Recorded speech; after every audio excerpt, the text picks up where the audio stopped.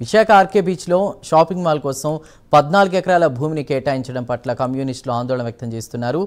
ఈరోజు కమ్యూనిస్టులు ప్రజా సంఘాల ఆధ్వర్యంలో భారీ సదస్సు నిర్వహించారు. ఆర్కే బీచ్కు పెను ప్రమాదం ముంచుకొస్తుందని, లూలు మాల్కు కోట్లాది రూపాయలు విలువ చేసే భూములను ఉచితంగా లీజుకి ఇవ్వడం ఏంటని ప్రశ్నిస్తున్నారు. ప్రభుత్వం ఈ నిర్ణయాన్ని తక్షణమే వెనక్కి తీసుకోవాలని, లేకపోతే ఉద్యమాన్ని ఉధృతం చేస్తామని హెచ్చరించారు.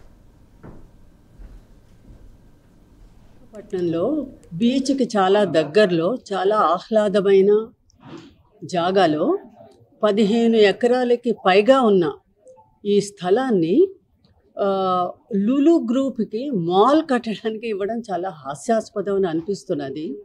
ఊర్లో చాలా మాల్స్ ఉన్నాయి.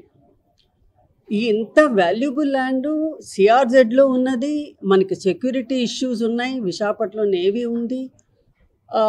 ఇంత చక్కటి ఎలివేషన్ ఉన్నది, గాలి వస్తున్నది. ప్రజల ప్రయోజనాలకి వాడకుండా ఒక ప్రైవేటు సంస్థకి అందులో ఒక మాల్కి ఇవ్వడం, దీనికి ఎక్కడ ఒక లాజిక్ కానీ ఒక రేషనల్ కానీ ఎక్కడ కనిపించడం లేదు.